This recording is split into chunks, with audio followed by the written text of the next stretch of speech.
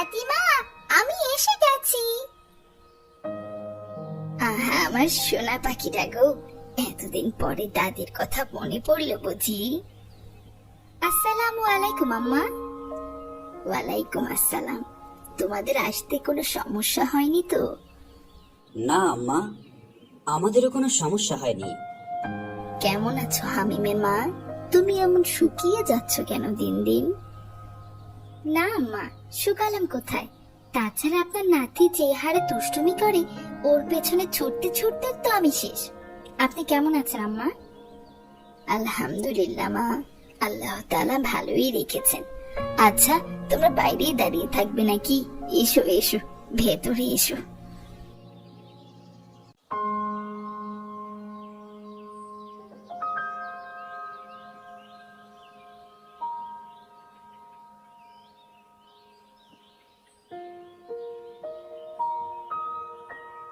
তা দাদু, তোমার পড়াশোনা কেমন চলছে? শুনলাম অনেক দুষ্টুমি করা হয় বাসায়। আলহামদুলিল্লাহ দাদু, অনেক ভালো। আল্লাহর রহমতে আমি এবার ক্লাসে প্রথম হয়েছি। মাশাআল্লাহ। আর যে দুষ্টুমিগুলো করে তার কি হবে মা? আর সারা দিন ভরে শুধু ভূতের গল্প শুনতে চায়। দাদু দাদু, মা আমাকে একটা ভূতের গল্প শোনায় না। আচ্ছা, আপনি আমাকে একটা ভূতের গল্প শোনান না প্লিজ দাদু। আচ্ছা আচ্ছা, শোনাচ্ছি। তবে কথা দাও যে গল্প শেষ হবার পরে তুমি ঘুমিয়ে পড়বে। আচ্ছা দাদু, ঘুমিয়ে পড়বো, প্রমিস। আচ্ছা তাহলে শোনো। রায়হান নামে এক যুবক রাতে একা রাস্তা দিয়ে বাড়ি ফিরছিল। রাস্তায় হাঁটার সময় সে না দেখে কাদায় পা দিয়ে ফেলে। এই যা, পায়ে কাদা লেগে গেল, এখন কি করি? এখন পাটা কোথায় ধুই? যাই, সামনে যাই, দেখি পা ধোয়ার জন্য পানি পাই কিনা। ওই সময় ঈশার আজান পড়ছে। রায়হান হাঁটতে হাঁটতে একটা মসজিদের সামনে এসে দাঁড়ায়। কি যেন চিন্তা করে আবারও রাস্তা দিয়ে হাঁটা শুরু করে। আজান শেষ। কিছু দূর সামনে যাওয়ার পর রায়হান একটি পুকুর দেখতে পায়। ওই তো সামনে একটা পুকুর দেখা যাচ্ছে, যাই গিয়ে পাটা ধুয়ে আসি। ভীষণ ভরে গেছে পাটা কাদায়।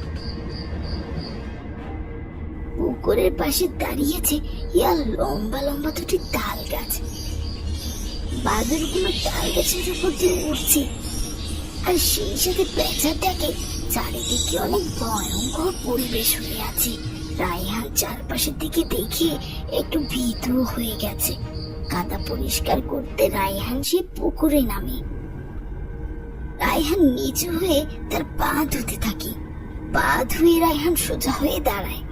সিঁড়ি দিয়ে উপরে ওঠার জন্য রায়হান যখনই সামনের দিকে তাকায়, তখন কি যেন একটা দেখে পুকুরে পড়ে যায়। তখন সেই সিঁড়িতে একটা কালো কুচকুচে ভয়ঙ্কর একটা ব্যক্তিকে দাঁড়িয়ে থাকতে দেখে। রায়হান ডুব থেকে উঠে দেখে সেইখানে কেউ নেই। সেই ভয়ে ভয়ে পুকুর থেকে উঠে আবারও রাস্তায় জোরে জোরে হাঁটা শুরু করে। কিছু দূর যাওয়ার পর রায়হান লক্ষ্য করে দেখে সেই কালো ব্যক্তিটি তার পিছু নিচ্ছে। এই দেখে রায়হান, ও আগো বলে সে দেয় এক দৌড়। রায়হান এক দৌড়ে বাড়িতে এসে দরজায় 3-4টা সিটকেরি লাগিয়ে দেয়। আবার একটা টেবিল দিয়েও ঠেস দেয় দরজায়। রায়হান এক হাত দিয়ে বুকের বাম পাশে ধরে, আরেক হাত দিয়ে মুখের ঘাম মুছতে থাকে। ঘাম মুছতে মুছতে রায়হান একটু সামনের দিকে তাকাতেই দেখে সেই কালো ভূত ঠিক তার সামনে এসে দাঁড়িয়ে আছে। এই দিকে রায়হান অজ্ঞান হয়ে ধপাস করে মাটিতে পড়ে যায়।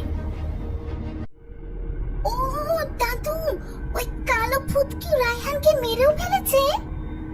না, মারেনি। তবে দাদি দাঁড়াও, আমি একটু আসি। যাও যাও, এত ভয় পেলে চলবে দাদু? মা চলো না আমার সাথে একটু। পরে যদি ওই কালো ভূত আমার সামনে চলে আসে তখন। আচ্ছা চলো।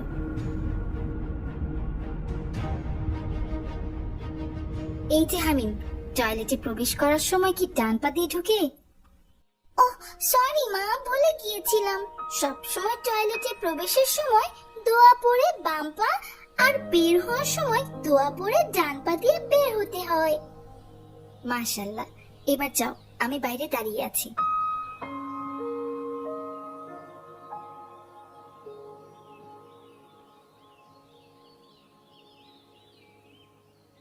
মা চলো।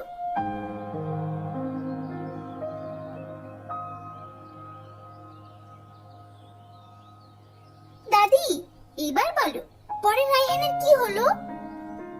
তারপর যখন রায়হানের জ্ঞান ফিরল, সে ধীরে ধীরে চোখ খুলে দেখে সেই কালো ভূত তার দিকে তাকিয়ে আছে।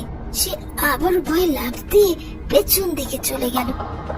সে ভয়ে ভয়ে জিজ্ঞেস করে, কে আপনি? আমার পিছু নিচ্ছেন কেন? আমি আপনার কি ক্ষতি করেছি?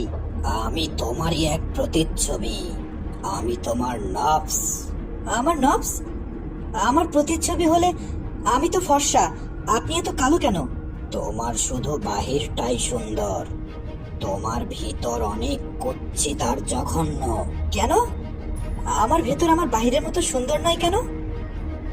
এত কুৎসিত আর কালো হওয়ার কারণটা কি? কারণ তুমি মানুষের বদনাম করো, মিথ্যা কথা বলো বেশি, নামাজ পড়ো না আজান শুনেও। আমি এগুলো কখন করলাম? সব মিথ্যে কথা।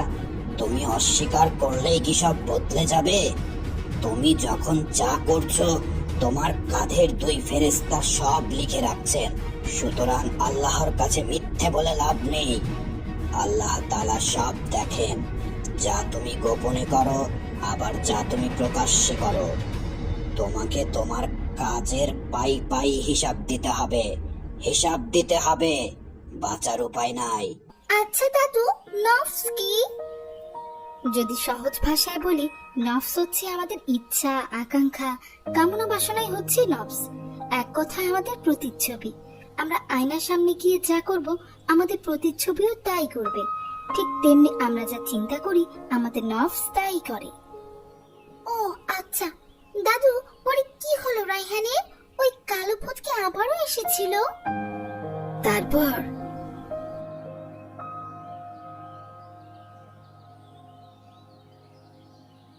হুজুর, এবার আপনি বলুন আমি কি করব? কি কাজ করলে আমি এই সমস্যা থেকে মুক্তি পেতে পারি? নামাজ পড়ো, নামাজ পড়ে আল্লাহর নিকট ক্ষমা চাও।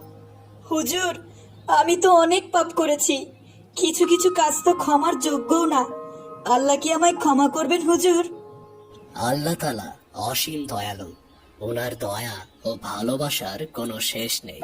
তোমার গুনাহের পরিমাণ থেকে আল্লাহর দয়ার পরিমাণ 1000 গুণ বড়। তাহলে এখন আমার করণীয় কি হুজুর? নামাজ পড়ে আল্লাহর নিকট তওবা করতে হবে এবং এই কাজ জীবনে দ্বিতীয়বার করা যাবে না। 5 ওয়াক্ত নামাজ পড়তে হবে আর নবী রাসূলগণের দেখানো পথে চলতে হবে। নিশ্চয় আল্লাহ ক্ষমতাশীল এবং তিনি তওবাকারীদের অনেক ভালোবাসেন। তারপর থেকে রায়হান 5 ওয়াক্ত নামাজ পড়ে এবং সকল গুনাহের কাজ ছেড়ে দেয়। আজান শুনে রায়হান মসজিদের দিকেও যাচ্ছে, আর এইটা দেখে সেই কালো নফসের সাদা রঙের পরিবর্তনও হতে থাকে।